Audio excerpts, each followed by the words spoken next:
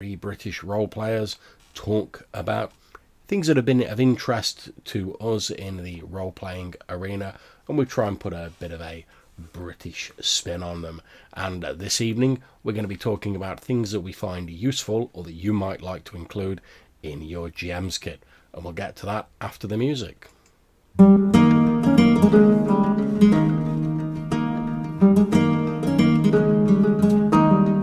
know how Buster Keaton felt now.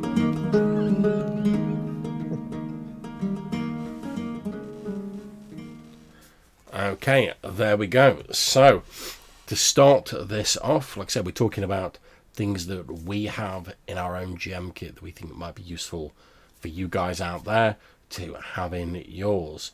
So, if no one minds, I'd like to kick it off just because I've got a nice example here, and I'd like to talk about these bad boys here. Go on, listen to that beautiful sound.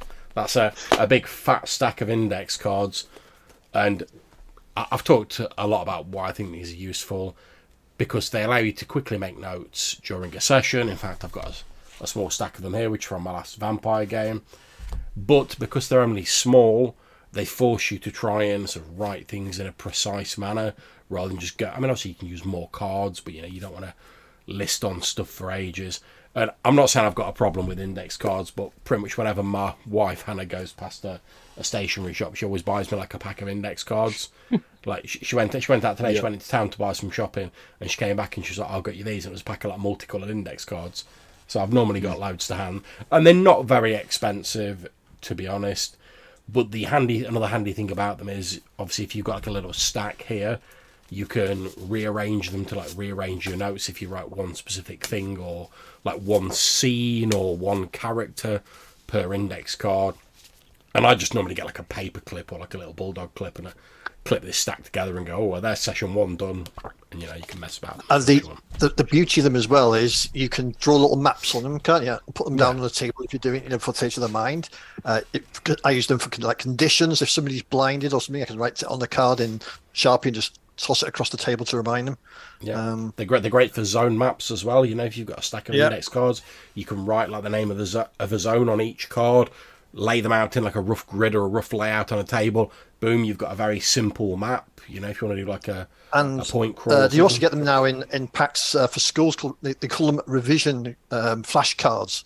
Basically, it's coloured index cards with a ring through the edge, but you can buy the rings online anyway. So I tend to just punch a hole in them, and for my notes, I've got them on a ring, and you can just flip through them, and it keeps them all together. So that's another little handy tip. I've not seen those. Yeah, you could do a similar thing if like you punch a corner. You could put basically you could put a nut and bolt type of idea on there, or Yeah, well, let's do metal rings. If you got them on eBay, like a pack of metal rings in different sizes. Yeah, I find them useful. Yeah, but if you wanted one that like fanned out, type of idea, where you could just twist them out. You could use if you've ever done fitting any furniture or cabinets where you need to get the two cabinets fitting together, you get like a sleeve bolt and nut, and they screw into each other, cabinet connectors. You could do a similar thing with a wad of index cards. I don't know, I've never done it, but I don't know how useful it'd be, but I've seen stuff like that. And the other thing I like is you can get laminated index cards now, so those are quite handy if you want it. You're wipeable with the old dry erase marker.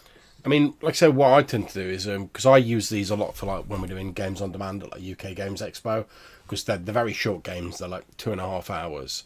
So you only really have time for like a few encounters and maybe a little bit of a setup and whatever. So for me, like 4 or 5 index cards, I can be like, right, boom, that's my plot for one of the games I've got. And as I say, I literally just went online and I ordered a pack of like multicolored like bulldog clips, and I just like clip them all together in the different adventures, shove them in my bag. They're pretty small, most index cards. I mean, you get them in various sizes, but most are sort of pretty small. So they're very portable, very easy to carry. And obviously, as you guys know, I'm a big fan of the sort of technological way of like recording notes, Obsidian notes and Tiddlywikis and stuff like that. But if you just want something that's very simple, very quick to do, and you can have it to hand. So I run most of my games online, so I'm in this room, I've got like the window sill just here. I've got a big pack of index cards and some highlighters. Yeah, nice. I've got some pens and a pack of index cards just on the windowsill there. If during my game someone does something, I'm like, right, I need to remember that, I can just go grab a note, quickly write it on a pen, put it there, clip them all together after the game. Boom, I'm done. It's nice and simple. I don't have to mess around with anything and disrupt the flow of the game. I was going to say, the other handy thing is if you use like one for a monster stats, one monster stat per card, you can keep reusing them. Yeah. And if you have a scene that the characters don't go to, instead of rewriting it again, you've got that index card, just put it in your next pile for when you're going to use it again. So that's I was going to say, the fact that they remind me of, like, if you work with Google Slides and you put Google slide presentations together, they're very similar in they've got a similar format, and the fact that you reorder them and reuse them, and you take them from here and you take them to there, they really remind me of having slide decks or card decks. And you can also, like, if you're doing self-contained cards, you can use them as a randomizer. So if you've got a few rooms, you pick a deck that you think goes together well, you kind of shuffle it and use it as a randomizer. And while you're bringing up index cards, I always think, and I got caught up once, and now I always do this, I always bring enough writing materials for the whole table. So it's usually pencils and rubbers. Bring them, because you can guarantee your players, some might remember them, but guarantee a lot of them are going to forget simple things like a pencil on a razor. So that's something that always is going to be in there. Another useful thing as well is, obviously it depends on what sort of game you're running, but if you're running a fairly simple game like some version of D&D or something like that, a lot of games you can pretty much fit a character sheet on the two sides of an index card. So for me, like, if let's say I'm running a game at Games on Demand, I've normally got some printed out sheets, but if I get an extra few players turning up and I've not got enough pre-gens for that or something like that, it's very easy to quickly, depending on what system you're doing, quickly grab an index card or three, make a quick pre-gen character, roll some stats or whatever, write it on the index card, and you're like, boom, there's your character. We're good to go. It's only taking you a few minutes. You've not had to mess around unduly with stuff, and it's just all in a very nice, sort of convenient package. Yeah. And if you're a good artist, make your X card. Look, I was going to say your X card, but if you're a good artist, you like with the old Sharpie, like hankering for an L, a quick diagram, and you can lob that on the table. I mean, I'm a crap at drawing, but even so, just a little quick sketch or something, lob it on the table, and it gives the players something to hook onto, doesn't it?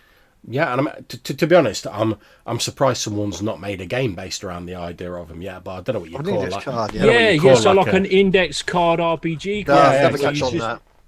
Yeah. And that's what you want. That'd probably go well.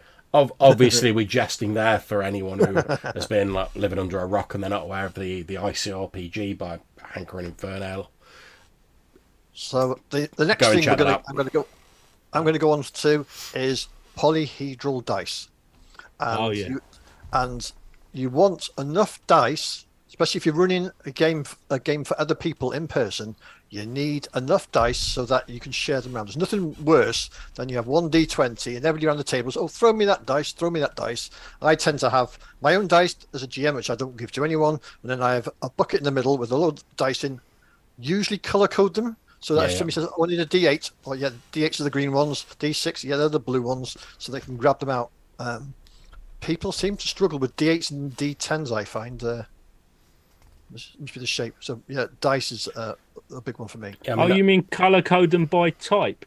Yes. So all my D6s are green, my D8s are blue, my D10s are red, D12s are yellow. So you can just say to them, what am I rolling? Yeah, you're going for the yellow one, D12. Oh, that's proper old school. That reminds me of the like my sort of first D&D like games BX, where you used to get like the different colour dice and all the different types were colours. Yeah, I love that. I mean, mine, I tend to get sets, you tend to get like a big set that's all like colour coded in one colour. But I've, I can't remember why, like Hannah like ages ago bought like a load of like little sort of like, they're like little Hessian bags. And I've basically just got each set I get, I just put them in one of them bags and just like put a little label on it, like red set, green set, whatever.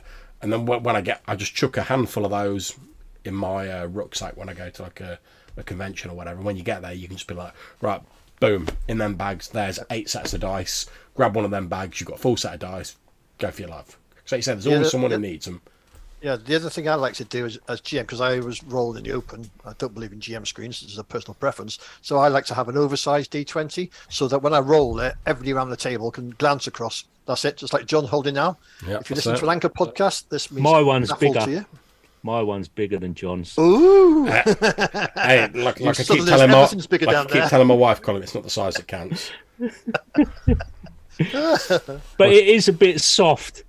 Oh, is it one of them spongy ones? Yeah, I used to offer those big spongy ones. Yeah. So the good thing is you can throw it at your players. You can just launch it across the room and it bounces around. It's actually in my DM kit because I just love it. It's one of the things I use all the time. I use it every week, my big D20.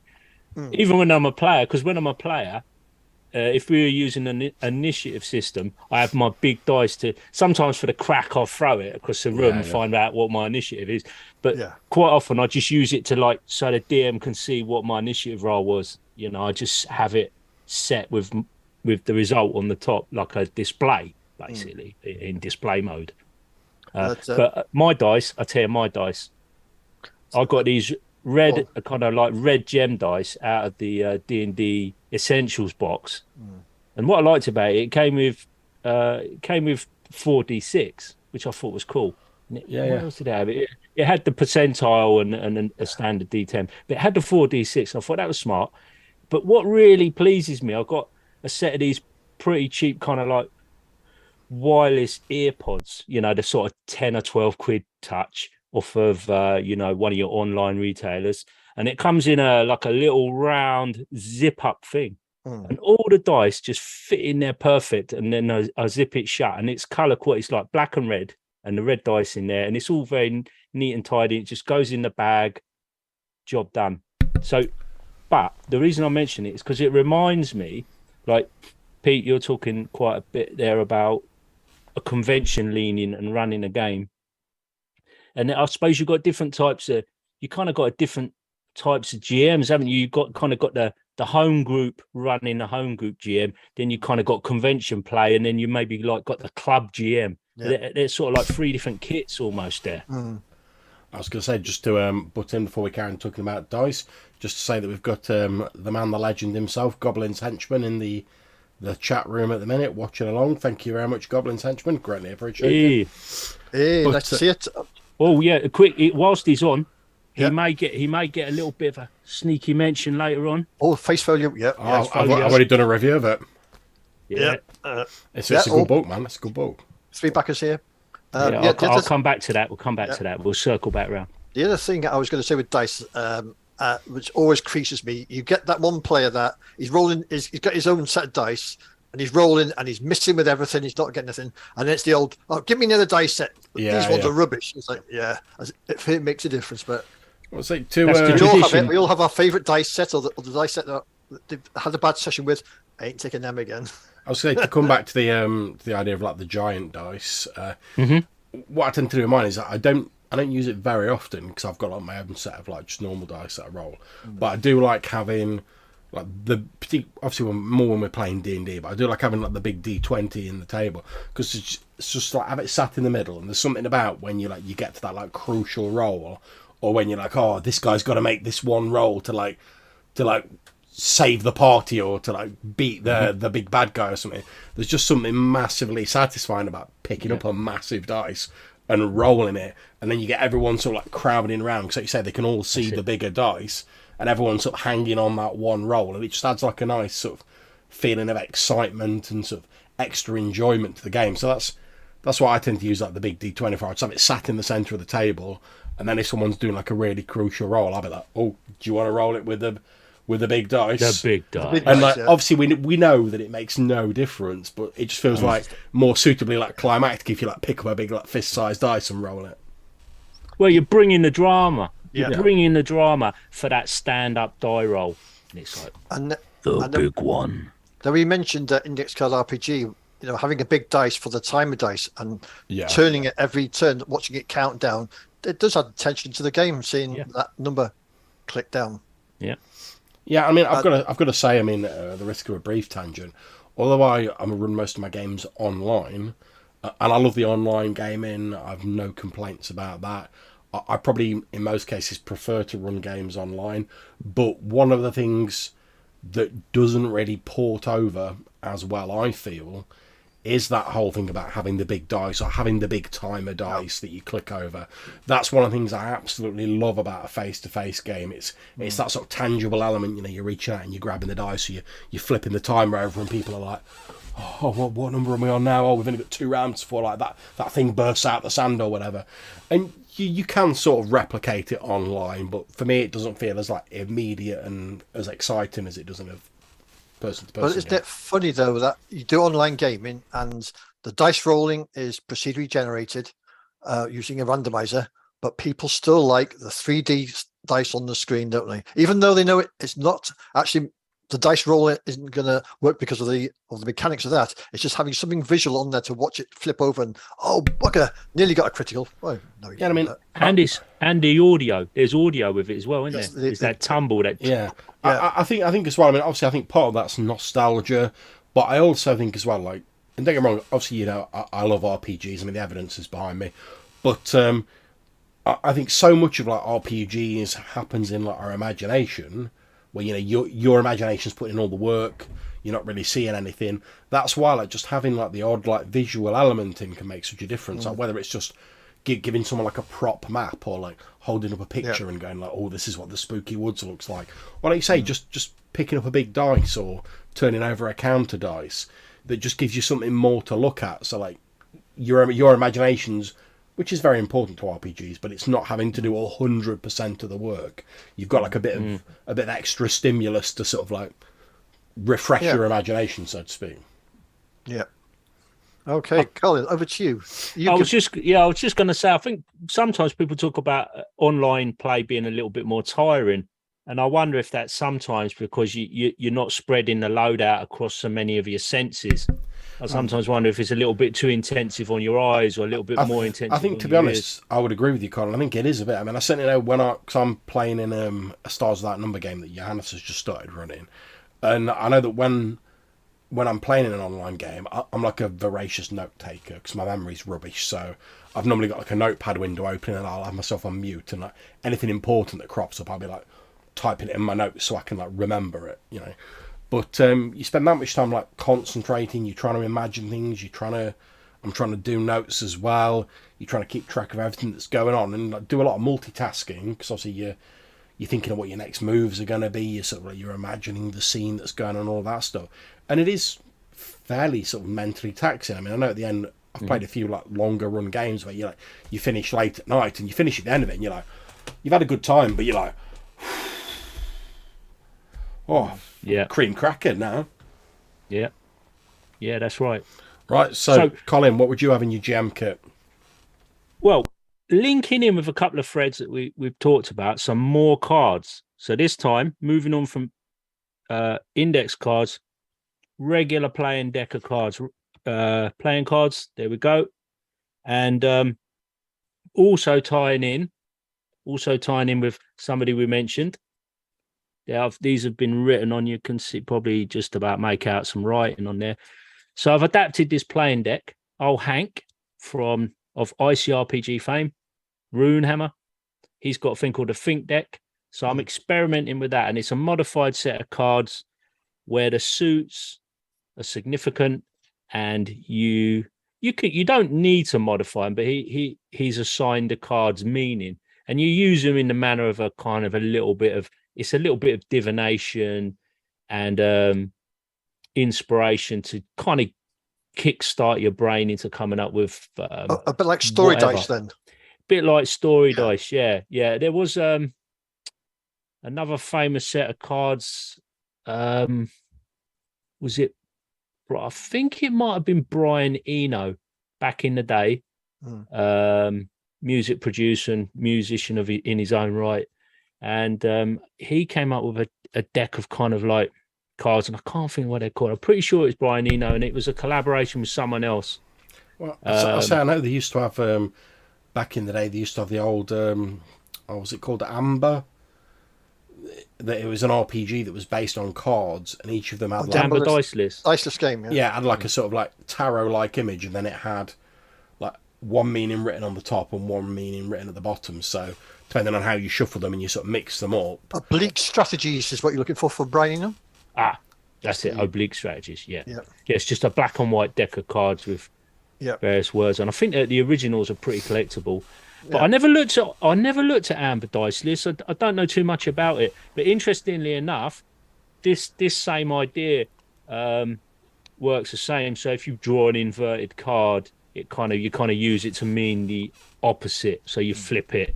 And I haven't put it to much use as a think deck, but I think just a set of playing cards for all your gaming requirements. Can do some of the similar things to index cards. Use them for sort of like prototyping little ideas, bit of a randomizer. Various games have got a deck of playing cards in place of dice. Infinite possibilities. Well, you can use them as you say, you can use them as randomizers.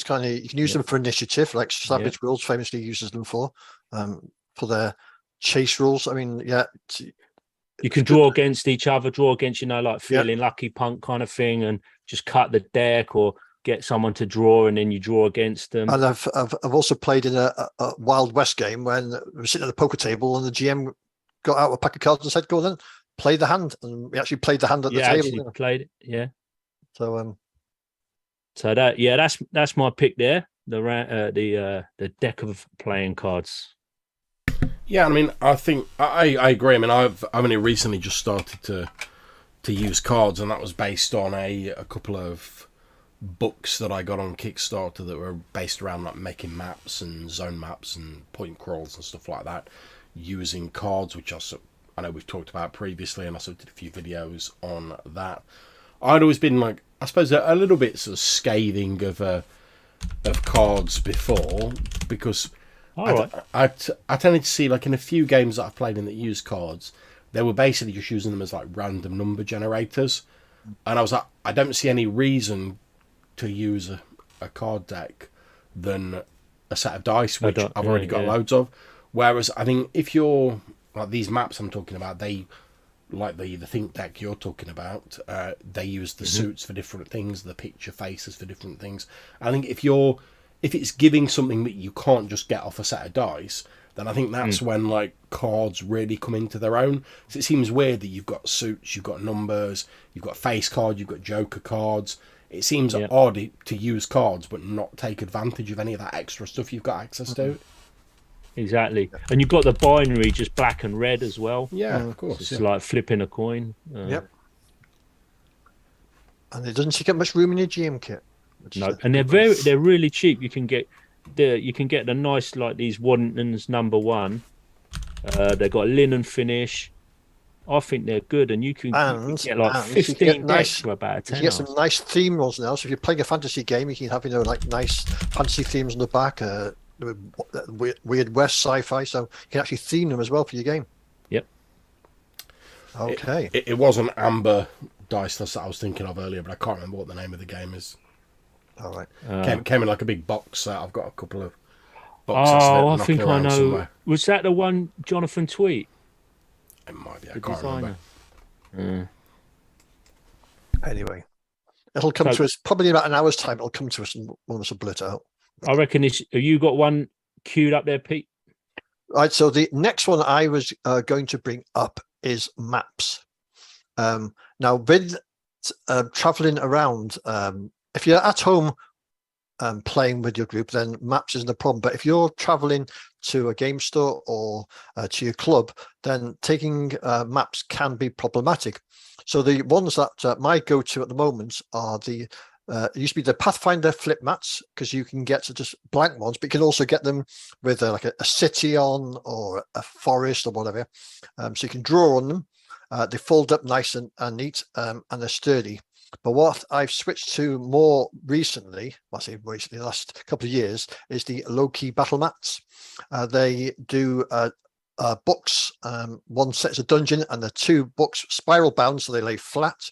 You use 2 sets of the books, and they're interchangeable, so you can change the maps up. Again, they're like the flip mats. You can draw on them. So if I want a quick map, I can. If I haven't got something, sometimes you'll have a tavern where you can just put the tavern straight down. But if it's something a bit unusual, you can just draw straight on it. And even if you're not using grid movement, just by drawing on it, gives players an idea of what the room looks like. So that's something I always like to have. Even if I'm using theatre of the mind, sometimes I just want to whop a map out just to sketch out. Yeah, so Pete, are they the one that come with like a reusable sheet of stickers or a couple of sheets of stickers? Yeah. I think my brother's got them. They're really good. We've been using them recently. Yeah, there's a dungeon one, a set, there's a wilderness set, a generic set. They do sci-fi, cyberpunk. So there's loads of them out there, and because they're all the same grid size, they're interchangeable as well. So you can put one with the other, and you even do like a mini book. So if you want to have like a short bridge, so. But I just take a Tesco carry a bag with some of them in it, and if I don't use them, I don't use them. But they're there if I need them. I was going to say just briefly to jump back to the previous point. Goblin's henchman in the chat has said that Uno cards have a lot of potential for stuff like this. Now I've got to confess, because I'm not a big board gamer, I don't really know much about Uno at all. So I'm assuming Colin and Pete, you've probably played Uno. Yes. Yeah.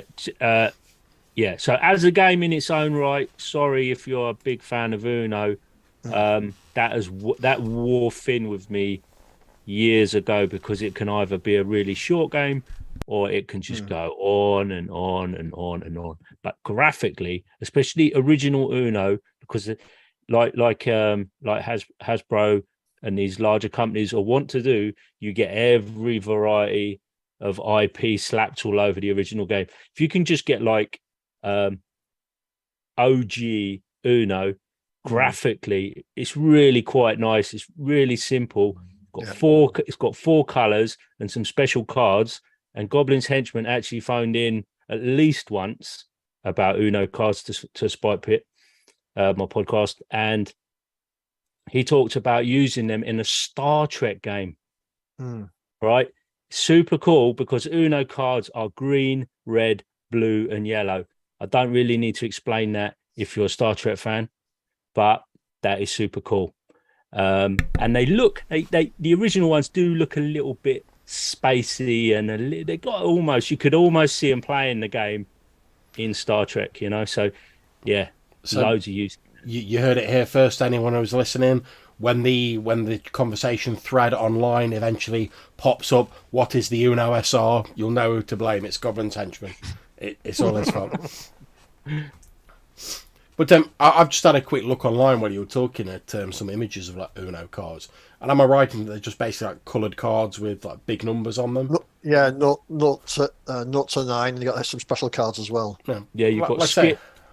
I was going to say, I can see what you I can see what you were saying, looking at like the bright colours on the sort of original ones. How, if you can theme that in to like your game and maybe have an extra effect. Again, for me, cards only really seem worth using when they add an extra element. Because if I just want a number, I can just pick up the big old dice and roll it. Whereas, like say, if you go for cards, you've got your suits. Even with Uno, where it's like numbers and colours, you've got the extra cards, as you were saying. You've got the colours, you've got the numbers. So it just seems a bit odd to like use that and not take advantage of it in some way. Definitely. Have you got one you want to throw into the mix there, John, like a different thing? Or let me think. I think most of mine are sort of based around me being a bit of a stationery hog, to be honest. So, because I do love my stationery, I love my like notebooks and stuff like that. Even though I love my technological stuff. Highlighter pens. Yeah, I was gonna say if I just reach out my arm to this distance, I've got two packs of highlighter pens sat there on my window. But I was gonna say probably one of the most obvious but often overlooked things for a GM kit, if you're going for like a slightly more manual or portable GM kit, is this, like a pen you like writing with. Because unless you type in, and I love typing, I'm far better at typing than I am at actually handwriting, but if I want to write some quick notes down, I want a pen that I'm going to be comfortable with writing with. I want one that's not going to be smudging ink everywhere. I've not got to wait like 6 hours for the ink to dry. One that I can just quickly write off my notes and I'm good to go. And obviously that's entirely down to personal preference, but I think it's something that gets overlooked quite a lot, because you just tend to grab like a pack of cheap biros or whatever, don't you? And that's fine, that's all good. But if you can find I like these. Don't do that, folks. Don't do that, kids. Don't grab them cheap biros. Yeah. I like don't these. Don't do that at home, kids. No, don't do it at home. The opinions of John are not necessarily reflected by all the they definitely shouldn't be used on your homework, kids. But I like these like rollerball pens just because the ink takes a few seconds to dry, but I just find them nice when I'm writing with them. You're not going to get that cramp in your hand because you're like trying to squeeze the last drops of ink out some like crappy biro. Yeah, and that just works really well for me. But it's personal preference, whatever you're comfortable with. Are you a pen snob, Pete, before I get onto pens?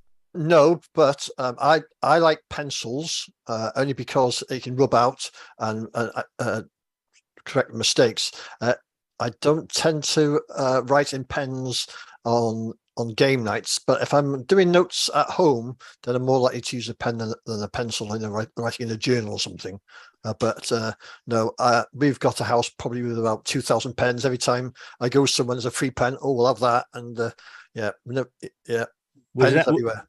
Was that a Staedtler Norris you was brandishing that pencil? Oh, here we go. Was that a Staedtler Norris? Check it. I only use a quill. That was a Staedtler Norris pencil you had there. I'm convinced of it. You should show me your age there a bit, Pete, if you only use a quill. It's Staedtler pencils and HP pencils, yeah. I like a Staedtler. So I like the propelling pencil. So there's a Pentel P series that I've used since I was about 15. And they come in 0.5, 0.7, 0.9. And I'm forgetting one. 0.3. I thought you were going to do the old Only Fools and Horses joke there. I've been using the same pencil since it was 15. It's had 16 new leads and 15 new. No, they come in four like line weights to do with your technical drawing. But I love them, and my favourite's a 0.7, which is the blue one.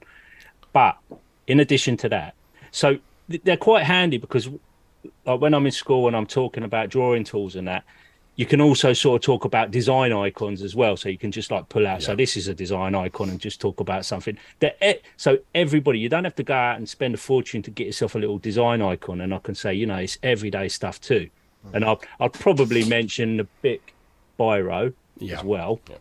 But I like a Parker Jotter, the classic Parker Jotter. They're just so reliable, real nice. And they've been around for years. I think the design was the 50s.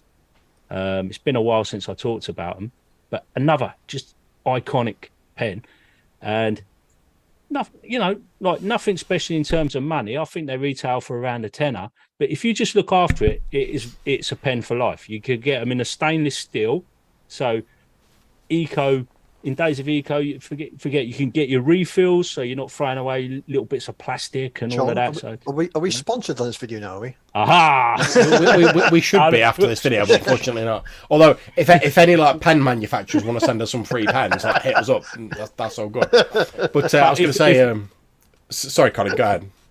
Oh no, I was just going to say, if I'll go for a plastic pen, how about the Bic pen with the 4 colours? Yeah, you can slide in, so you've got that your is black, a classic. your blue, your red, and your green. They're everywhere, and super handy if you just want to mix up the colours to help get your message across and delineate what's going on a page, or like on your index card or in your journal. Just change up the emphasis a little bit. They're super handy. I was going to say, since I seem to have fallen into the role of the advocate of crappy biros and stuff like that, one of the things that with propelling pencils again is you can get a pack of 10 cheap propelling pencils for nothing. And as we've talked about previously, we're saying you take extra sets of dice to convention games or games and stuff like that, because someone's always forgot a dice. There's always someone who's not got a pencil. So if I go to a convention or an in-person game, I've always got a pack of cheap 10 propelling pencils, because someone's bound to break one or it's going to get lost or whatever like that. But if you can just turn up and you've got a little pack of pencils there, and someone's like, I haven't bought a pencil with me, you can just be like, right, just take one of those. There you go. Yeah. And they say it's Obviously, it's not the most like eco-friendly solution, but it's probably cost you pennies. And if that person breaks it or forgets to give it back, it's not like, oh, it's something expensive like propelling pencil or ball. It's just like something that quickly gets the job done, and it means you've not got to root around for or wait for the person to like check the bottom of their bag to like see if they have forgot their pencil or whatever. You can just be like, there you go, use that, and you're done. Straight on with the game.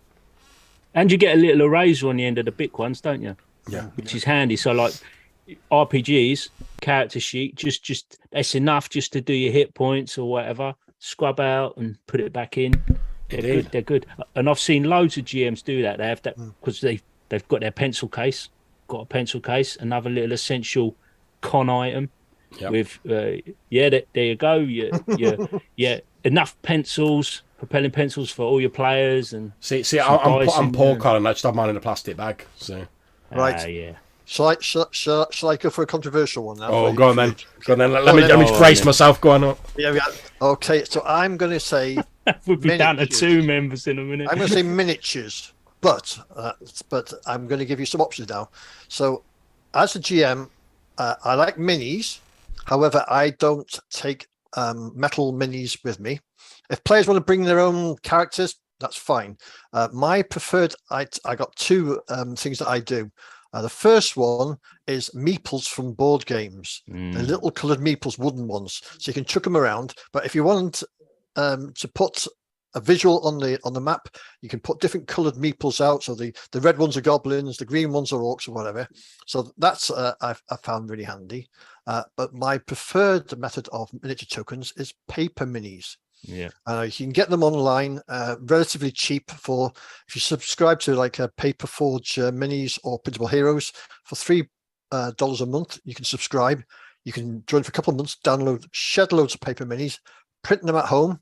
They come in PDFs now, and you can actually just cut them out and buy little stands for them. They pack up really small. I have them in like trading card folder, so they pack up small. If they get damaged, doesn't matter, you print off some more.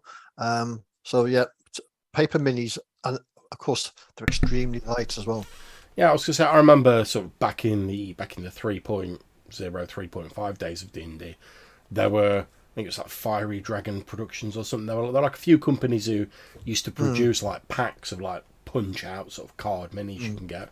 But like say now, I mean, although I mostly do my stuff online, I'm subscribed to Paperforge, because they do the little stand-up minis that you can print out. Yep. But they also do the little tokens, like some little round tokens you can use on VTTs. Yep. But again, I forget what it was. It might have been Glenn Hallstrom or somebody was talking about printing out the little round minis and then like basically like blue tacking them to like drafts pieces or sort of like game pieces. Well, I tell you, another good one is you can get plastic coin holders, which are about 1 inch in a circle. And basically, they're transparent and they come apart in 2 halves, and they're designed for putting coins in. Well, if you have a 1 inch paper cut, you can cut out the VTT tokens, or I've used Magic the Gathering cards with a 1 inch hole punch out the circle, and put it straight into the little plastic coin holder.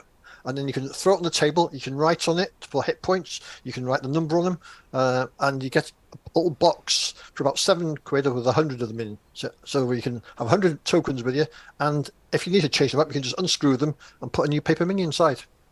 So really, those are a good little tips for you. I think you can get like little plastic discs as well, like clear acrylic or something like that. Yeah, there's like dome ones, which there's dome ones. The resin ones, they're for like people that collect bottle tops for Coke cans and that's Coke bottles. Yeah, so I've used them as well. Punch them out, put them on the top. So that's another option as well. You can make minis really, really cheaply if you want to. You don't have to spend hours painting. Just say if you go to your local gaming club, you often find that there's the cheap Magic cards. People just leave them in a pile there. Well, I used to go through them, some all the commons. Pick out the ones, the commons. Go through them, find one I like, and just punch it out using the friend PCs and all sorts. Yeah, that's really good. If you get the like paper minis that are a black and white line art, a good little thing there is if you're like playing with youngsters, it's a good little side activity just to kind of colour in your own character as well. So just add in a little bit of a craft type element that hooks in maybe some different types of other people. Perhaps maybe they're a little bit more shy and retiring, and while somebody's taking their turn, they can just sit there and like colour in their character or whatever. Yeah, I mean, I remember when I was doing more sort of in-person games sort of back in the day, when, like I say, a lot of companies were doing these like punch-out tokens. I just have one of the flat sort of tins that you get pencils in, and I just used to put all my tokens in there, and I just got like a little flat pencil case that I could just slip in the side pocket of my bag. I've got all my minis in there. And like you say, especially nowadays when you can print more, as you were saying, Pete, if you're doing a session and you're like, oh, I need 25 like orc warriors for this this horde that's going to be attacking them, you're not suddenly like, oh, I've got to buy 25 like miniatures, which can be quite expensive depending on the range. Yeah.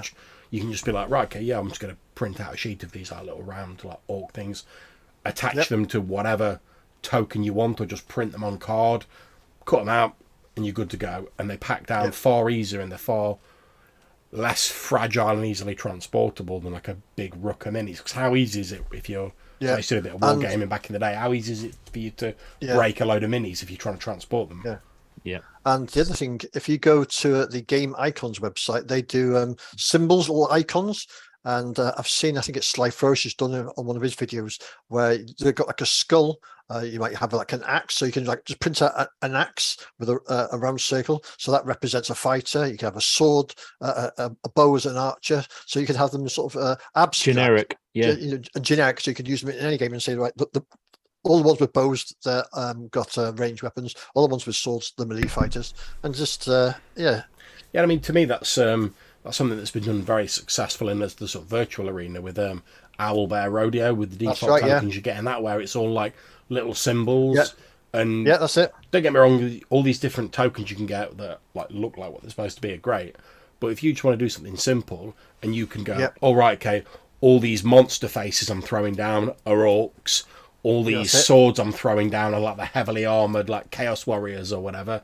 Yeah, great stuff. Like say, if you go to Game Icons on a website, they have them all, the Creative Commons. You can download them all to your heart's content, all PNGs, print them out, and print as many as you want out. Yeah, and I've just posted the links to the Paperforge Patreon and the Game Icons website in the chat, so anyone watching this either now or afterwards will be able to see that on the stream.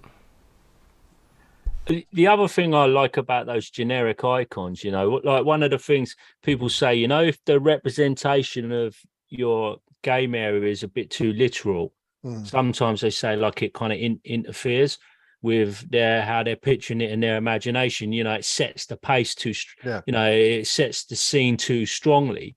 Well, if you've got that little level of abstraction, that sometimes steps away a little bit, is not so in your face and kind of domineering, and it allows you to still kind of keep your images in your mind going. And I just like the look of some of them things because they're so clear, and from a distance you can still read it, and even the paper minis, just the fact that they're paper, and it kind of reminds you're playing a game. Sometimes you want to remember you're playing a game. It's a weird thing. I quite like it. It's like we were saying earlier as well, is it's striking that balance between the props and the sort of visual or otherwise stimulus, but you still want a lot of it to be taking place in the imagination, because that's where the game sort of really comes to life. And I think these, like I said, these icons, these slightly more abstract sort of tokens, that's where they really shine, because they do a little bit of the lifting for you, so like roughly where everything's positioned. They're like, oh yeah, these are orcs, these are goblins, this is this, but it's not telling you like this is what exactly the orcs look like, this is exactly what the goblins look like. You're still relying on the GM description and in most cases your own imagination. And I always think, I've talked a bit about this when I've talked about like horror gaming and stuff like that. Whatever, if you sort of show a picture of something, for me it's never as good as what the players have been describing in their imagination. And we see this a lot in horror, like if someone says like, oh, something was like indescribably horrific or whatever, it's like, oh, that's great, but it's like when we see like someone tries to make like a Lovecraft like film, it's very easy to like write down and say, oh, something's indescribably horrific, and you give some like descriptions and stuff like that, but keep it very vague, and people will conjure up all sorts of nightmarish things that are horrible for them. Whereas when you have to like physically depict it, whether it's in a mini or in a film or in a comic strip or whatever, you've sort of got to show it in more detail, and sort of shining like the light of day on things like that just takes a little bit of that mystery. The old horror films, wasn't it? It was the darkness and the shadows. Yeah. You very rarely saw the monster, and that was more terrifying than actually seeing it, because as I said, your mind working overtime for it. Yeah, I mean, like, so I watched no end of horror films where, like, it's very suspenseful all the way through, and then like, when they get to the big reveal and you finally see the monster, you're like, oh, it's a guy in a rubber suit. Oh. Yeah. Jaws. There's another one like that, yeah. And it's, once you see that stuff as well, you can't forget it, can you? No. So if I just spell out YODA, I'll give you a bit of time, guys, because I know you're maybe not that sharp. One is trying to think. One is. So once you've seen Yoda, you don't forget it. It is instantly there. It's iconic, and if we'd have read the book about him, we would just probably have these wildly different ideas. Yeah. But now it's like you lose your innocence for an idea or a book, don't you? Once it's put out there in a visual form. Well, it's the same thing about a similar sort of thing. You know, when you look at the old sort of myths and legends, where like a lot of D&D monsters and things like that were inspired by them. When you sort of look back, and obviously they were just being passed on by like people telling stories to each other, you've got all these weird and like crazy different creatures, and like one story like an ogre's like this, and the next story they're like something else, and they call something slightly different. And then we sort of lost that bit, because obviously for game reasons they had to be like codified a little bit. So for me it always feels like keeping the description a little bit vague and letting the player character's imagination do the rest. It's sort of like taking back a little bit of that mystery that like we used to have. I mean, you look back at old mysteries and they're like, it's how many times in the game have you used like the stat block for an orc but describe the creature in a completely different way? Players have no idea what it is, but you're just using the stats for an orc, so it's what they imagine is far worse than probably what they're actually facing, isn't it? Well, it's like that old sort of thing in a lot of OSR circles when they're talking about statting a monster, and they're like, choose a bear stats, but describe it differently. And as long as you describe it in a way where people can't be like, oh, it's a bear, people have no idea what it is, and the stats are often of secondary importance. But Goblin's Henchman has just made a very good point in the chat. He said that images can also inspire people, and he said like some of the images in the old D&D modules, but he says he does agree that like imagination's a large part of it. But yeah, absolutely right, Goblin's Henchman, like a good image or a good prop, anything like that, as we said earlier on, that can really be a sort of spur, and that basically gets your imagination off to like a head start, gets you up and running, and then your imagination just runs with it and takes it the rest of the way. Well, that's how I like it. And especially online, even if you're playing Theatre of the Mind, you can sort of do a quick Google search, get a picture of Castle Ravenloft or a spooky forest, and just throw that on the screen for your players, and say, "This is what it's like as you walk into the forest," and it sets the scene. In person, you can do it on your tablet or on your phone. Just do a quick search. That's the sort of thing that you're facing now. Or like a hobbit hole. Yes. Yeah. Just for some random reason that pops into my mind. A hobbit. I don't know why that's come from now. Nope. So but locations. It's perfect. I love an image for a location, because it's a picture paints 1,000 words. Yeah. It's up there. It saves you, 1,000 words at least. So on that cue, Colin, do you want to get the prop that you're holding and our esteemed watcher/listener is? Oh yeah, visuals. It's almost like he's guiding me from afar. Well, I had it. Just work on an audio podcast. Ironically, you need to hold it near your face. Oh, there you go. So I am, for the listeners, I am holding up a copy of Face Folio, the creation of Goblin's Henchman, who has been calling in. But this is not set up. It's all coincidental, and I'm just looking for the credits for the artist. Oh, dang. And I ain't got my glasses on.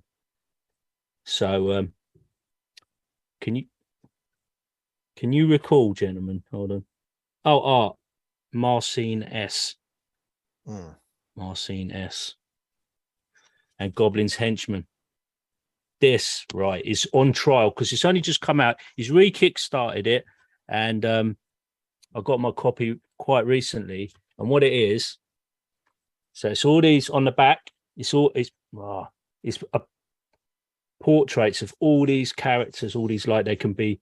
So it's line art with kind of like pen and wash, and it's got name generators, and you've got all your typical fantasy bioforms or heritages, or what are they called? Heritages, or in old parlance, races. So now the reason I got in on this when I heard about it was because this is like 100 portraits is super useful. You've got male, female, different races, and sometimes you just want to go, yeah, it's this person. So we're playing in Ravenloft at the moment. My brother was fortunate enough to win that one of them Beadle and Grimm box sets that come with all the doohickeys, and it was like at the top tier. He won it in a draw and prize draw, and it's like worth hundreds of dollars, and it was shipped over by the Dungeon Muser, and you can check him on YouTube, raising money for charity. He did a charity raffle draw, Beadles and Grimm pitched in and put in a raffle prize, and you get like portraits, and quite often our DM Ricky, he hangs them on the edge of his screen there at the beginning of the encounter, and I tell you, every time everybody pauses and looks, and you always get a little bit of commentary and discussion around the appearance. And it makes it for me, it makes it really memorable. I'm always forgetting names in these games, but in this campaign, when I've seen the picture and everything, it just gives me a little hook. So my hope is with these, the images in here are super evocative. And I just think it gives you something to tag the name or something to kind of hang a memory on. Like you, I've got the face for you. I think it's a great little product, and to tag onto that, if you've spoken to someone in your workplace on the phone for years, you've never met them, you build up a picture of that person. I guarantee when you actually meet that person in real life, you go, oh, that's like how I expected them to be. It's fun. It's quite jarring, that, isn't it? Yeah, it is. But yeah, I agree with you. And sometimes, you can say, I'll play tricks with my players. I'll get a portrait of a character that looks really shady, who's a good character, and then show that to them. And it's amazing. Just by looking at that, I don't trust him. Oh, this one's a dodgy dude. And they're inspirational as well, because they're kind of, it's simple line art, but it's clean, and there's a lot of variety in the facial expressions, and you can like use it like I've explained to just show people. You can use it for inspiration to create a character for yourself, create an NPC. It's a little springboard into lots of different things. So a perfect example of how images kind of can improve your experience, I think. Really, I'm really pleased with it. I'm glad I got it, and the production quality is really nice as well. He's thought about durability. And it's not gonna get soggy if you spill the occasional adult beverage on it. Top marks. And just to let people know, I've posted a link to Goblin's Henchman's blog and to the Twitter page for Marcin S, who did the artwork for Face Folio, which I agree is excellent. In the chat. I was also going to say, while you're on there, also check out the Hexflower by Goblin's Henchman as well. That's I'm sure you'd have seen it, but for those out there, it's like a procedural randomizer, and you can use it so that when you're, say, for example, having weather, instead of having extremes of it's sunny one day, snowy the next day, you sort of move in a progression in a direction, so it makes it logical. So it's like a random generator with a memory, and there's some great little ideas on that for GM prep especially. So check that one out. Indeed, link to that in the chat as well. The sort of the last thing I was going to mention for my GM kit is cheat sheet stroke random tables. Now, my go-to, and I know Colin loves as well, is the old Maze Rats tables. You got all D6 tables there for kit, for weather, for all sorts of things, descriptions. It's a great one to keep it in your GM toolkit. So if somebody says, takes me in the direction you're looking for, you can whap it open, roll a couple of D6, and get some great ideas. Colin's holding it up to the trying to now, but you can check that out. Maze Rat, it is a little gold mine of tables in there. So that is always something I like to have, just for the odd time I'm stuck or I'm looking for inspiration. And the other thing I always like, whatever game I'm playing, I like to have a little A4, A5 cheat sheet, just simple things to keep me on the track, so that usually it's the odd little rule that I forget. So it's just as a backup. If you don't use it, it doesn't matter. But if you keep it to A4, A5 size, instead of taking your book with you, keep it on the table. If you need to refer to it, it's there. If you don't use it, takes up no space in your book anyway, in your bag. Yeah, I mean, I agree. I think having a cheat sheet or a two is very useful. I certainly know for the Vampire 5th edition game I've just started running. It had been a while since I'd read like the current edition of the rules. Didn't really have, just due to like work and stuff like that, didn't really have the time to revise them as much as I would like before we did the first session. But I went online, did a quick search, Vampire 5th edition cheat sheet, and found a PDF one that was like, it was like 4 landscape sides of A4 with all the charts on everything. I just printed out a copy of that, had it set next to me during the game, and then if I needed to reference anything, I could just quickly look through those 4 sheets rather than having to look through like the massive like rule book, which was very handy. Big fan. On a similar theme, following on with that, the charts to hand, something I didn't expect to use that much, also out of the D&D Essentials box set, was like their super cheap and tacky DM screen thrown in the box here. Like, it's as flimsy as you like, and you think, oh, that's not much of a DM screen. But I tell you what, it's really light, it's really cheap, and I don't use it as a DM screen. I just have it laid down flat as a set of tables. And I use it all the time. I just use it all the time. It just sits there. It takes up no space. Whereas I've got what you'd say, better quality production and more substantial screens that just don't see the use. They're there. They're put away. I've got a really nice Forbidden Lands one. Forbidden Lands, you could kill a man with it. But I'm not in the business of killing people, and it just stays on the shelf. And my tacky old D&D one just gets used all the time when I'm playing D&D, obviously. But yeah. But I think just to throw in another random one again, I think something that's often, as well as like pens, something that's often forgotten about is if you're running a game and you're putting your GM kit together, making sure, I'm sure you've seen me like swigging out of this bottle like during it, drinking a bit of pop, making sure you've got a drink with you. Because if you're the GM, you spend an awful lot of a roleplay session talking, and even if you're not shouting, you're not being like overly dramatic, just talking for like 4 hours, when you've probably been talking for most of your day as well at work and whatnot, you can get to the end of it. If you've not had a drink, your throat's hurting, you've got a sore throat, you may be struggling to like keep the strength of your voice going. Just making sure, I mean, as well as like hydration being a good thing anyway, just making sure you've got whatever your choice of drink is to hand so you can like sip that during the game makes an awful lot of difference, particularly if you're running a long session. But again, it's something that we often don't think about because we're thinking about, I've got to get the books, I've got to get the dice, I've got to get this, that and the other. And we often forget things like pens and drinks and stuff like that. And they can make an awful lot of difference just to your own comfort. And obviously, if you're more comfortable while you're running the game, you can focus entirely on the game. You're not distracted by like, oh, my throat's hurting. Oh, yeah. Oh, I'm starting to feel a bit tired and whatnot. And all of that can sort of detract from your enjoyment of the game. And if you're not enjoying it as a GM and you're not enjoying running it, that can tend to like bleed over onto the play character's enjoyment of it. The last thing I want to mention about GM kits, and I think it's something that most people overlook, is the bag you use to carry your stuff in, because it's got to be.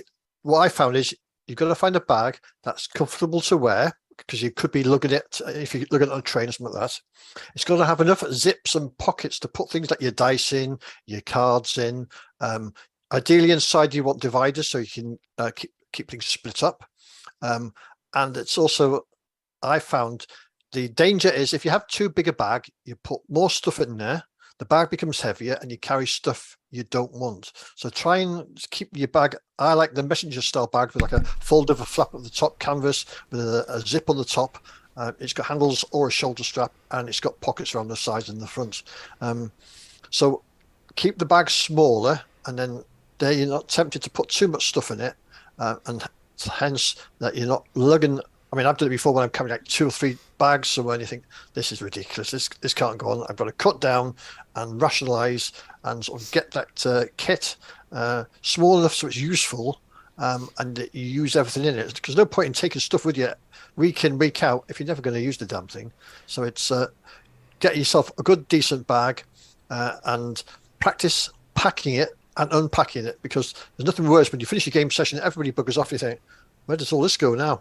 To try and get into a rhythm, so even if you don't get it out of your bag and someone says, oh, I want those spell cards or whatever it is, you know where it is in your bag. Yeah, entirely agree. I mean, for myself, I've got an old army surplus like rucksack. I've had it since I was 18, and like it's never needed repairing or anything like that. 'Cause it's like I say, it's old military surplus. It's like a hardware and sort of canvas like backpack.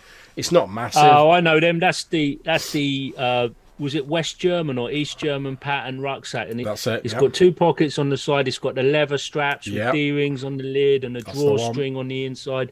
Yeah, I don't know where they come from, but they like flooded into this country. There's so many. Yeah, I mean, everybody's got them. You can pick them up fairly cheaply. Yeah. I mean, I take mine like camping when we go like LARPing. I use it for like when I go to conventions, and it's got enough space in the central compartment for like if I'm going camping to like put a set of clothes in and whatever, or to fit all my game stuff in, but not so much that I'm trying to cram everything in. And like you say, you've got a couple of side pockets where you're like, right, I'll put all my dice in that side pocket, I'll put all my pens in that side pocket, and have my books in the centre of it. And it's a rucksack, so you can easily just throw it over your shoulder. It's easy to carry around. It's water resistant, so you haven't got really any worries about that. And that does me great. And like I say, I've had it since I was 18, so I've well had my money's worth out of that. I had 2 of those at one stage.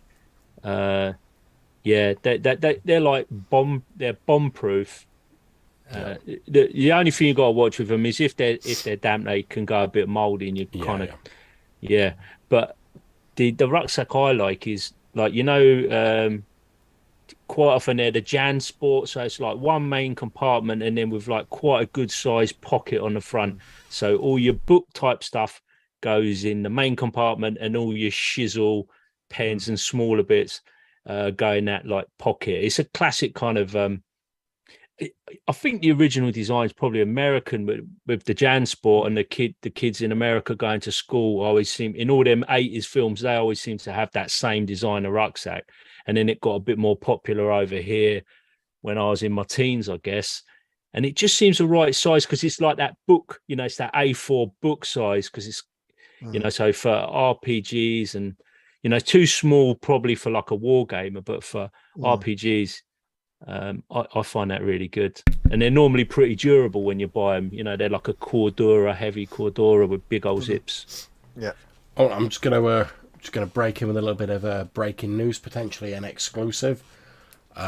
Goblin's Henchman, who seems to be like the unofficial sponsor of this episode, has said that he's actually considering at the moment making a pack of cards with the face folio portraits on them.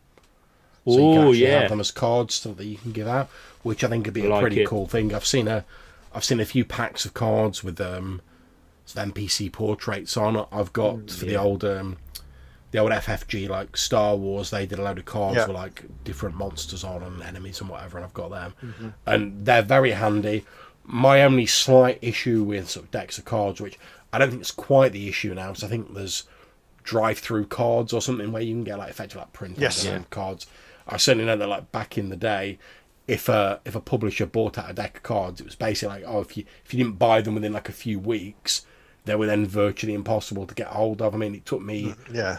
I mean, I got onto the. Print on demand now with drive-through cards is pretty good now. Yeah, I mean, it makes it easier for the publishers, because I know Runehammer uses them for his index cards that he sells. Like I say, with the FFG Star Wars ones, I got on that fairly late, and it took me a fair bit, because I wasn't going to pay like ridiculous money for them, but it took me like a fair amount of time, like scouting around to actually find them and get the sort of set of them, because within like a few months of them coming out, they were gone, and like unless you're willing to pay silly money, which I wasn't, they were very difficult to get hold of.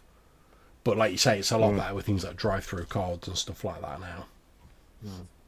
I tell you what, if Mr. Henchman, if he could do them and make sure got some extra function in with them, so like maybe have some of the functionality that you'd get with an Uno deck or a playing card deck, but retain the portraits. I mean, you could even just work them portraits into a standard playing card deck, but obviously he's got more portraits, so well, he'll do something more creative. But if you could get some numbers and symbols and color codes worked in with them, that'd be super useful. I tell you what, I've always thought would be a good idea for like portrait cards. You know, like with your pack of playing cards, on a lot of them with your like your picture cards, like your jacks, queens, and kings, they'll have like a sort of double-ended like design, and you have like the face there, and then you have the face coming down at the bottom as well. Yeah. If you could sort of do that with portraits, and you maybe had like a more heroic version and like a more sort of villainous version down at the bottom, so depending on which side up you deal with it, you'd still have the same sort of character, but like it would be the slightly evil version or the slightly good version. I thought that might be an interesting idea. You could also use it for damage control, so you could have it like one way up there, all right, and then the other way they're like, in old 4E parlance, they're like blooded or something, you know. So like that, record the damage like that. Yeah, Goblin's a little bit limited, but it'd be amusing. Yeah, Goblin's Henchman has suggested that perhaps on the back of the cards there could be some stat blocks. Yeah, that's a possibility. Yeah. But I'll certainly be keeping an eye out for when they come out. I think that sounds like a really good idea. As I said, we all really like Face Folio here. I think it's a great product. So yeah, we've all got it. It sounds like so. Yeah. Well, I'm waiting on my hard copy at the minute, but I've got a PDF copy of it, which is fine. It's fine for me because I mostly do online anyway. So yes, I got it in was it Zine Quest 2? I think he first did it, and he's redid it for Zine Quest 4. That's right. But, yeah, because he had a few copies over, didn't he? So and Beans is it. I was just thinking back to the intro blurb, thinking about working in some of that British flavour. So we mentioned Mr. Henchman. He's homegrown talent. Yep. And also, I think a few of us have we all got this one. So we've all got that. I got that. I know John's got it. I wasn't sure about you, Pete, but the BX Monster Index. How sweet is that? Super. I like things that are quite simple and unassuming, you know. And you've got all your monster stat lines in there. It's a little bit hard to see this one, but Square Hex, Peter Regan, he's the man behind the printing of these. Yeah, and it's got that similar I think it's a laminated board, so super thin board. They call it a board. It's not really like a board, but it is a board, and it's laminated. So. And that's not laminated like a laminating machine, not tacky laminated, just like a proper pro finish on your printing. As you say, really Colin, as well, like most of this sort of like spiral bound book is taken up by very simple monster descriptions, but you've also got, for BX, you've got like your monster experience points table, your AC conversion tables, saving throws, turning undead, weapons, armor stats. You've got the older to hit table on the back, and it's a really great reference for anyone who's running a sort of a BX game or any sort of retro clone that's based around BX. I was using mine for Morkborg the other day just for inspiration for creatures from Morkborg. So I think even if you're not playing an OSR game, it still gives you an idea. Of monster strength and some ideas. It's a classic example, though. It's just not bloated, is it? It's so unpretentious. It's really small. It's really nice. You can tell the person who's designed and put this product together has played a rake of games. Yeah. They understand printing. It's buttons, isn't it? It costs so little, so competitive pricing. It's just great. It's a classic example of like less is more. Yes, because there's not like a single like millimeter of like wasted space in it. I mean, it's almost enough for me to forget my dislike of landscape books.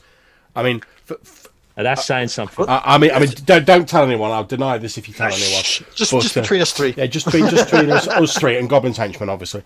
But obviously, I'm not normally a fan of landscape books because I find like referencing them a bit of a chore. Because especially when you're like opening them sort of like a crossways like that. But for this, where it's designed to stand up so you can flip it over like a flip chart, it makes a lot of sense because you can just stand it up on your table. You want to check what the next monster is, just flip over the page like that.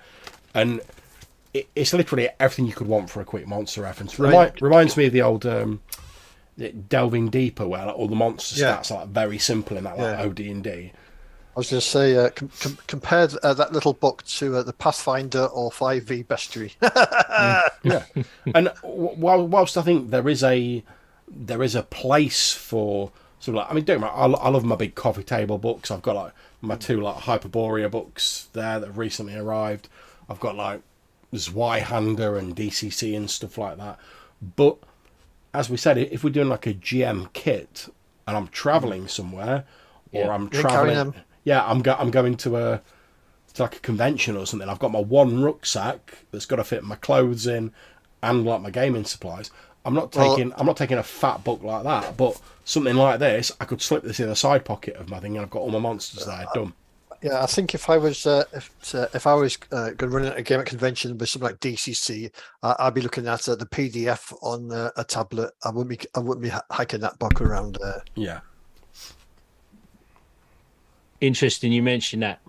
Onto tech briefly, reminded me I've got this little thing sat here that I forget about, and it gets used all the time. Comes in a little what do you call that? Neoprene? Neoprene, that's the one. Comes in a little neoprene case, and it's a little Sony digital recorder. Oh yeah. A little dictaphone. Yeah, I've got one of them. Like a little dictaphone, yeah. USB pops out, and you plug it into your device, and if you want to transfer files. But I tell you, it holds hours on it. Super long battery life. The sound is surprisingly impressive, and it even does a little bit of it. Does some wizardry in there to correct things, and you can set it on different modes depending if you're doing like a sitting all around a table, or if you're talking directly into it and stuff like that. They're not super expensive. Oh, don't even ask me to read that. I don't know which one it is, but it's got a slightly newer model. But I use it every week, just record my sessions, and I never know. It might crop up on a podcast, literally off of this, just a podcast off of this, or just to listen back. And I know John, myself and John, and I think we've all probably talked about recording sessions at one time or another for the functionality of it. And when you listen back, so many things have been said that you've just missed because you were doing something, and it's like, oh wow, that was quite funny. And you find yourself, it's like a different game. It's like a session it's like you weren't there sometimes. And I find it so amusing. I take this with me, and it's literally in my bag all the time. Well, you can just throw it in the middle of the table, press record, and forget about it. Boom. Yeah. I've had a couple of mishaps where, the battery went flat on me because I'd forgotten to charge it. Because it goes for so long, you take it for granted. It's not like a one of the big players in phones that it lasts about 45 minutes and your phone's flat. This is great. I think it's probably like maybe 60, probably about 60 quid when I bought it. So it's not the cheapest of the cheap, but it's not like a crazy digital recorder. But when it comes to digital, one of the things I have taken to a game is a little speaker. Speaker, it's about that size, speaker on each end. It's rechargeable. It's got 127 hours battery life, which is ridiculous. Yeah. And then I just if I wanted to play spooky music in the background, or if when I was doing a Star Wars game in person, I always started off with the Star Wars theme as like a recap of the previous session, just to set things up. So I bet there's not a GM alive that has run Star Wars without using the Star Wars theme music. Yeah. There you go. It's so iconic, isn't it? It's like everybody must go, oh yeah, I've got to do the Star Wars music. Yeah, and if you're doing it online, you've got to do the crawl. You've got to do the crawl, crawl. It's got to be done. It's just like I like the Bluetooth speaker. It's a good one, Pete. And I've got a little round one, like a little dustbin one. Yeah. And you see it there, great. Like John, I've been using Obsidian for all my notes, so I tend to now take a laptop when I'm in-person gaming, and I've got all my notes in there. So like currently I'm doing Ravenloft, so I've got the maps on there, I've got all my notes, all the creature stats, so I can just sit there with a laptop, and that's all I need. And if the place goes somewhere unexpected, I can just zip around. Other note-taking apps are available. But if you're into digital, then with a laptop or a tablet, you can also keep your notes as well. So that's another tip if you're interested. If you want to keep old school pen and paper, that's up to you. We're getting like the Borg. Because I've got into that Obsidian a little bit as well. And I'm rubbish at what is it, markup and all that stuff. Markdown, Markdown. There you go. Take off my business hat and so Markdown. What I love about it is that I use Markdown anyway for keeping notes, because basically, for anyone who doesn't know, Markdown is basically just normal text files that have been in existence in computers. So it's text files, and it renders them, and you can link the different text files together. But the beauty of it for me is that it all resides on my hard disk. It's not sitting on the cloud somewhere. So if Google goes bust, I've still got hold of my files. If Obsidian goes bust, I can still access the files because they're just basic text files. So that's what I like about it. I mean, it works in the same. If you use Obsidian, you can use it in so many different ways. You can usually adapt it to the way you work, as opposed to other tools I found. Oh, you've got to do it this way, or it doesn't work. Or this, you've got to adapt to them. You've got to adapt to them. Whereas this will adapt to you. I can use folders and links, but I don't have to. Other people do it different ways. You can just do it the way that you want to do it. That helps yourself, I think. I mean, one of the things that Pete Riley says is handy about the Markdown files, because they are just text files. They take up very little space on your computer. So if you want to transport them about, and you've got even a vaguely sort of like a USB dongle or something that's got like even a small amount of space on it, you can fit a ridiculous amount of text files on it and transport them very easily. Or most devices, whether they be phones, Kindles, tablets, whatever, will recognize text files. So even if you've got your Obsidian note files and you're like, I've got Obsidian notes on my phone, but if I hadn't, I could still put the text file on there, open the text file, and it would still be readable even if I didn't have Obsidian notes on there. So it's a very portable, sort of easy thing to use. Like, you could just open it up in Notepad if you wanted to and just read the file, and you'd still be able to read it. I mean, you'd see some formatting marks, like you might see like a couple of asterisks where like text in bold or whatever, but it's made to be readable to like the naked eye, and it's sort of like it's unformatted version, if you will, like it's standard TXT format. That's exciting. I've got my Adventures in Middle Earth campaign that's just finished, which ran for 46 sessions, and my Obsidian Vault, if you take out the PDFs which are linked to, because I've got couple of PDFs of the players' guides in there. If you take them out, the whole thing's about 3 megabytes with all my the text files in, and that's in at 46 sessions with all the characters in, all the locations in, all the bestiary. It really is, as John said, really small files. I mean, like you say, my my Smoke and Snow campaign, which like ran for like 2 years, if you take out all the graphics that I linked to and files I linked to, it takes up very little space, like you say. A few megabytes, which is nothing nowadays, to be honest. No, that's it. In talking of campaigns and that, then, so my jungle campaign resides analog format, and that's I like an A5 journal, and I kind of like try and do. Well, I've gone over to kind of keep in one for a campaign, so it's like a folder on your hard drive sort of thing. That way, so it all goes in there, and when it's done, either this will run out and I need to get another one, or this will just go on the shelf and that'll be that campaign pass. And I record each session, a double page per session, plan it out, add notes over the top of it, and then it's a 2-hour session. That's normally enough, just that double page spread. Yeah. Next time you just swap it over. And do you use the lazy DM method or a version of it? Yeah. I do. I like his secrets idea. I like the forget how he puts it now, but that kind of like the high energy start thing. Strong start, yeah. Strong start scenes. He's really good at getting the point across and boiling things down nicely. Talking of things being lightweight and he's good at minimizing stuff and making things flow nicely.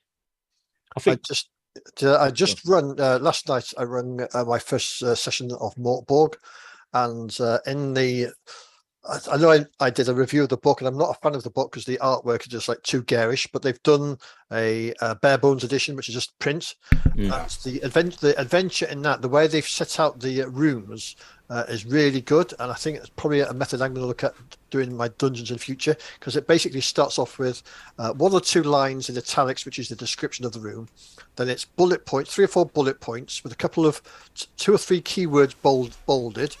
And then below that, you've got what's to the north, east, south, and west. So, like, if you go north, there's a door. To the east, there's a corridor. And it was so super simple to run from that, just with these bullet points. Right.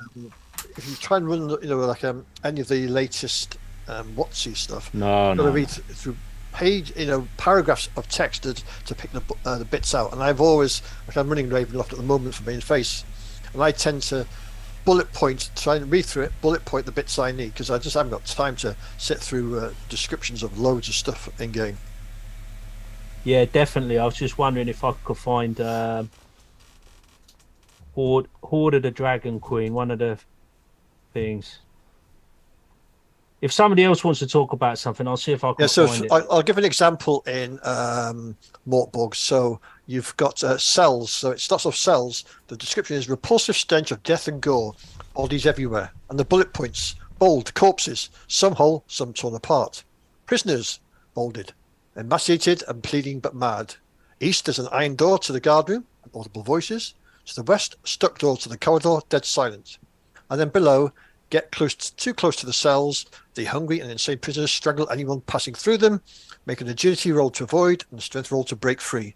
And that's all you need for that room, is just that, so you can add to it. And I just found that so super simple to run on the game. I thought that yes. Yeah, I found mine. You won't see it very well. Stick your face behind it, and it'll probably focus. There we go. Yep. There you go. It's rubbish. You can't see it, but it's basically Wyvern Tor out of Lost Mines of Phandelver. Oh no, Horde of the Dragon Queen, pretty sure. And boiled down into one map with all these little word processed little boxes that are cut out and laboriously stuck around the map. And I think I boiled it down from like 10 or 12 pages just down to 1. You couldn't do that. I mean, it's not something you could maintain. It's not sustainable. And I did it as an exercise just to sort of see how that would work. And I was happy with the outcome, and it worked really well. But it's like 1 page. So if you're a publisher that wants to sell books, you're not going to boil down all your stuff like that, because it makes it like a 1-page dungeon. And that won't sell your books, and people want to sort of sit there, and because I think there's probably a massive part of the hobby is people that buy the books to sort of like read them for a leisure time activity, and they just kind of like the whole reading thing. So that's what I've done there. That's no good to them. No, and probably like the more book thing is probably for a bunch of the people that are buying them big old books. That's no good to them. It's not going to scratch the itch. Yeah, I think you make an interesting point though, there, Colin. That cause, I mean, I love like sitting down like a big old book and like reading through it just for the enjoyment of reading it. But I have very different sort of, I suppose, criteria criteria. If I'm looking for a book that I want to sit down and read, as opposed to when I'm like, right, I've got a 3-hour train journey that I've got to take my stuff with me to go and run a game. And so I think it's whether I want a book just to read it. So like my DCC, my Hyperborea and stuff like that. I love sitting down and reading them. Great books, great art, stuff like that. Brilliant. Whereas when I come to go, all right, yeah, I've got to do a big train journey. I've got to carry everything with me on my person. I'm like, give me stuff like this any day of the week where I can just slide a few books like this size, or like, you know, like your old school essentials, like small books, or like a lot of the retro clones are like smaller books. Just slide them into my bag, done. I was going to say, John, a Winter's Daughter sound, like when I went through that, some proofreading stuff on Winter's Daughter, I remember thinking, this is a really refreshing layout. And I haven't actually run it, but I played in it when you've run it, John, and I played in it when Gavin was playtesting it, and he was all about that, like the Mork book thing. You know, these kind of bullet points and the way you present the information in the order that you're likely to see it. So that, you know, if there's a dirty, great big dragon in there, it's no good reading out like half a page of box text. And it's at the bottom, yeah. Oh, by the way, don't forget about Smaug in the corner. Yeah. You know? Because that happens in it does. Yeah, you're right. Some adventures are bad for that. Or you'll read through, and then the last paragraph will say, "But if the players do this, then this doesn't happen." You think, "Oh, bloody hell!" Yeah, and they've already like piled into the room or something, and then it tells you about the trap that was on the door handle. It is. Like, oh! By the way, save versus death. Save versus death. Retcon. You're absolutely right. And I mean, one of the things I do like about pretty much all of the official OSC adventures they've released, and a lot of the third-party ones that have been released, is they do very much follow that sort of. You maybe get a slightly bigger description later on, but when you have a location in like a mapped out dungeon or something, it gives you those bullet points at the start. Where it's like, these are the important things you need to know straight in front of you. They're quick to digest, and like you say, you don't have to like read through 3 paragraphs of stuff to try and extract the information yourself. It's all there. Well, I just thought, you know, you said about maps right at the beginning, Pete. Yeah. The other thing I normally have in you would probably call it your GM kit, is if I've got a book and I'm running an adventure, I always copy out a map so that it's accessible map that I can have separate to the text. So I'm not flicking through. I can stay on the text and just refer to a separate map. Maybe that doesn't occur to everybody if you've never run many games. Definitely worth having a separate map. And classically, that was one of the things that, for people growing up in the 70s and 80s, where you had a TSR module where the cover was separate from the text of the booklet. That was always a great thing about it. It made a little shield, and it had the map, and then you had the adventure as like a separate booklet kind of thing with like a loose cover. I was going to say as well, that's just reminded me of one of the other useful things, to go back to like index cards again. One of the useful things about them is they make incredibly good impromptu bookmarks. Yep. So, like, you know, you don't want to mark your nice role play book or whatever, but you're like, right, I know there's going to be like a big fight here, or maybe during the course of you slide an index card into the combat part of the book, you leave a bit sticking out, you write combat on the top of it or whatever, or during the game, you find some like random chart and you're like, I'm probably going to need that again later. Slide an index card in, write the name of the chart on the top. I don't do, but I've played with a few GMs that they'll get their player's handbook out or the GM's guide, and there'll be thousands of coloured post-it notes. To split everything up, so marked adventure tables, equipment, and I think, that's a good idea. And you get little sticky like flag type ones that are like little strips. They're more durable than the like a normal post-it. And they're still Scotch or whatever, and you can put them in like little flags down the side. I was going to say, sorry, go ahead, Colin. I was just going to say so we're going to have like intersperse index card ideas. So fold the index card in half, make a little impromptu table tent, you know, like you have like a name stand, little standy. Well, you can then slice it and make it miniature size. So you got your little paper miniature, and then you just write what it is on there, you know, big ass orc or sniveling goblin, or just put a number on there. And there's your paper minis for you again. If you do a more traditional standee as well, just folded an index card in half, it can be quite handy because you can just like have a player put it in front of themselves, write the character name on it and their AC or and whatever. The player name and have them all put facing the GM or whatever. So rather than you having to go, what's your character's name again? Yeah, what's your character name? You can just look and it's all stood there in front of people. Which, again, if you're in like a one shot or it's with a group that like you're not going to get as much time to get to know the characters and the people playing, it can be really handy just to have those little reference points where instead of slowing the game down by having to ask, you can just like quickly glance across the table and be like, oh yeah, that guy's playing the barbarian, his name's Throg McMuscle and he's got AC 18 or whatever, and you can just carry on with the game. Yeah, I tend to for my Ravenloft game in person, I think it's 7 or 8 players. I'm useless for remembering which characters to which person, so I tend to have an index card outside of me with all the players' names and in brackets, or the other way around, the character's name and in brackets which player's playing that. Because I think out of 7 characters, I think 4 of them they've got names that begin with the letter A, and I can never remember. Are you Elric, or are you Elwyn, or are you Aeron? Yeah. I can't really remember.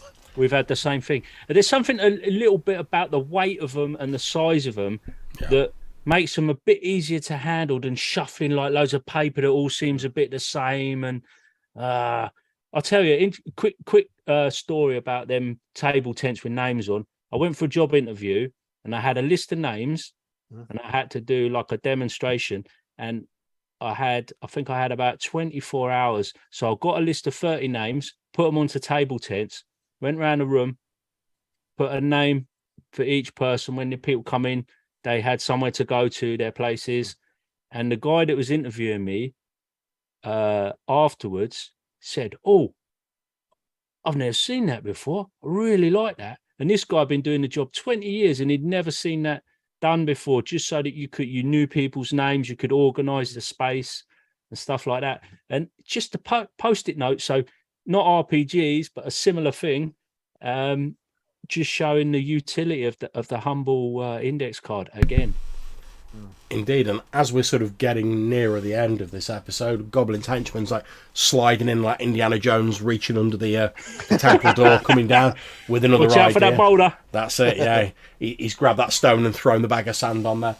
And he's making his dash for it. Yeah, he's coming with a suggestion. We're talking about dungeon maps and stuff like that and labelling them. I know he's talked about this before on his own podcast Excel. and his own products. Yeah, he's talked about using an Excel sheet spreadsheet. Yeah, you can basically shrink all the cells down so it's a grid. You can put an image behind it, and then in each grid you can basically right click on it and put a note in that little grid wherever on the map you want. And then when you want to see that note, you've just got to click on it and a little pop-up will come up with the note in, and you can, if you're using technology, you can use that as a very easy and quick way. Spreadsheets are so handy. In my last job, I used to spend 8 hours a day, 5 days a week on them, and so I got sick to death of the damn things. But yeah, they are super handy for all stuff like that, for organising information, organising stuff, for doing calculations, especially if you if you like need armor class and stuff like that. Referencing cells. They're just it's like witchcraft. I seem to remember as well. I think it was Goblin's Henchman. Shout in the chat if I'm wrong, Goblin's Henchman.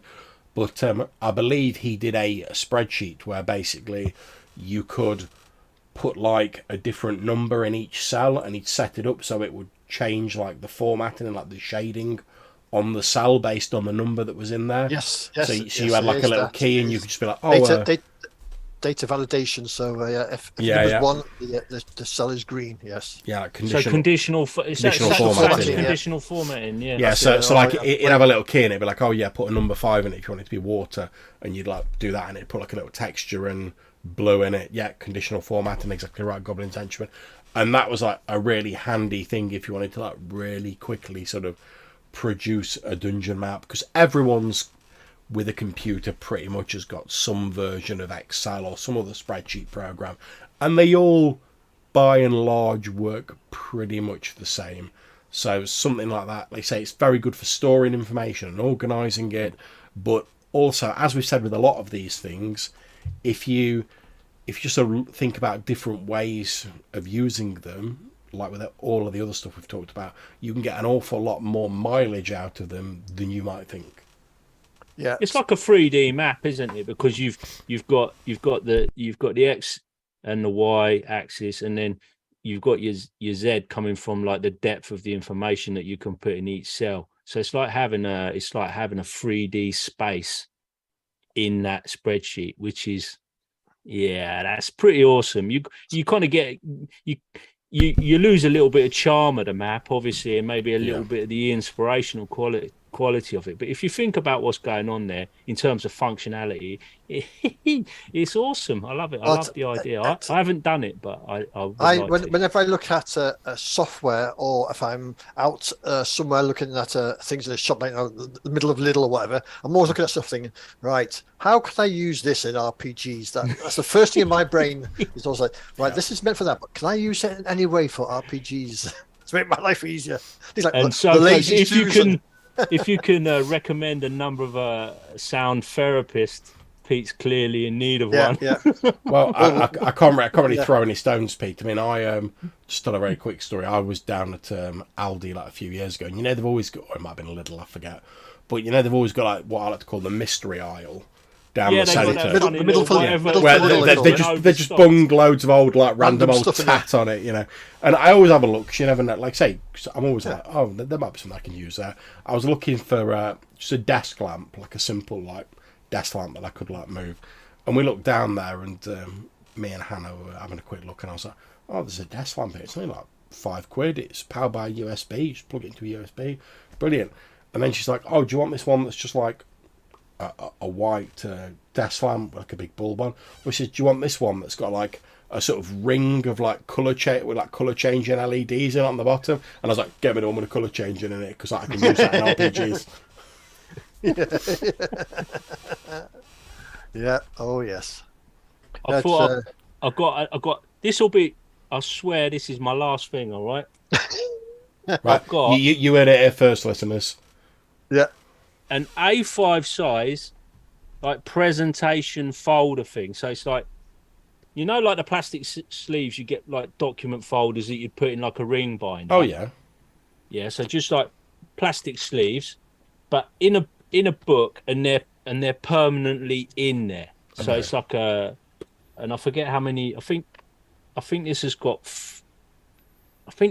60 pockets. So it's 20 sheets. 30 sheets. Is it for business cards? Is it? Hey, is it one for business cards? No, it's full A. Yeah, it's full A5. Yeah, you can get like card collector ones and all of that stuff, and business card ones. But it just allows me to print off A5 tables, and like whatever you've got on high rotation. Yes. You slot it in there. So like on the first page, I've got lasers and feelings. Good game. Good game. And then I've got cell swords and sorcerer. Sorcerers and cell swords. Yeah, easy. I can never get it the wrong way. I never get it the wrong way. And so that's just a double page spread. And sometimes you might need to shrink it down, and then it can get a little bit small if you go right from A4 down to A5. But it's generally all right. And that's kind of like my format. I'll tell you what I've got in there. Stars Without Number names. The name lists out of Stars Without Number, because I really like them. I put them in there. Micro games, loads of micro games, Tunnel Goons, all that sort of thing. And sometimes I like. There's so many games. I've got so many games in here. Sometimes I just take tables and condense them down, collage them together, and just make them so I know that they'll slot in here. And then if you've got any trifold stuff, because it's like each one's like a little wallet, sometimes at the back you could just like lob a few post-it cards in there, or trifold zines, anything like that. It's super flexible, changeable, goes in the bag. And then I've covered it with a grid for a kind of chess-like game. So it's like a game board on the outside that you can play with dice. You play it with D6, and you can play a little board game. If you're between games, you can just challenge someone to a little game. Yeah, so it's a board. So it's a board on the outside as well. And is that something you made, or something that you purchased? so the game is a copy of a board game that someone showed me, and I said, I could just make that with I'll just draw that out and dice out of a dice bag, and that's cool. And when you see it in the flesh, it looks quite nice. But the product itself is from whatever online retailer you might want to go to, and it's got a regular cover, so you can like slot in. So if you wanted to, you would just, its presentation aspect allows you to put a front and back cover. So my copies of like BX are reduced from A4 or US size, are reduced down to A5. So I've got BX with Basic and Expert put together in one of these in A5 format is my go-to old school. That's pretty cool, man. Rules. I've just had a scout on Amazon, and I've found an A5 presentation display book similar to the one you were describing, with like 40 pockets in it, and it's like £4. Yep. That reminds me of feelings. Someone did. I was trying to find it on my Google Drive. Someone did a sheet. I think it was like two double-page spread of little games that he could put in his pocket and take to conventions, and it was things like Honey Heist, Lasers and Feelings, Roll for Shoes, and all that. And it's all of those games. You've got that. Yep, it's in here. Yeah, that's really good, Pete. There it is. Look, that's actually there. That's the one. Yep. Yeah. So Lasers and Feelings, Roll for Shoes, The Witch is Dead. Yep. It goes on a few more pages actually. You've got Neon and Chrome, Senate and Sabers, Blood and Chrome, Scrolls and Swords, Solum. Yeah, it goes on. World of Dungeons is on it. World of Dungeons is 2/3 of half a column. One column, 2/3 of one column. So it's like the size of 3 inches by 2 inches, something like that. That's a whole rule set. Crazy. Oh, so, John, are you going to put a link in the show notes for that as well? Might as well. What, for the presentation book? Yeah, presentation book. I will do. Just give me a second. We might as well. Who done these rules? Who did these rules? I trimmed them down a little bit. Would you believe? There we go. It's a bit of a massive link, but there we go. I have a feeling the gentleman was German. I seem to remember, but I can't remember. I think at the beginning of the document it says who it is. Horwitz. Need my glasses. Glasses out. Into professorial mode. Grant Howitt. Grant Howitt, is it? Yeah. Grant Howitt, spelled HOWITT at lookrobot.co.uk. Homegrown, bro. Mm-hmm. Nice. I think on that bombshell, that's probably where we're going to wrap up for today.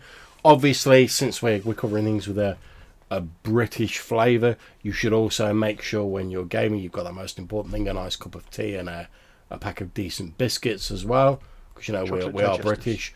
Yeah, you've got to get them chocolate digestives or them chocolate hobnobs. Hobnobs, oh yes. Hobnobs. Oh, you're posh in Burton on Trent, aren't you, hobnobs? What can I say, man? I just like biscuits that aren't going to fall to pieces when I dunk them in my coffee or my tea. You know what I mean? But it just remains for me to say thank you to Pete from Dragons Are Real, Colin from Spike Pit. I've been John from Red Dice Diaries. Obviously, check out all the individual podcasts, and we will put up an audio version of this shortly afterwards. This has been us on Purple Worm, talking about what we would include and what maybe you want to think about including in your GM kit. And this episode was unofficially brought to you by Parker Pens and Goblin's Henchmen, because knowing's half the battle. So thank you very much for listening, and after the outro music, we're going to be out of here. So thanks very much, guys. Take care. Cheers.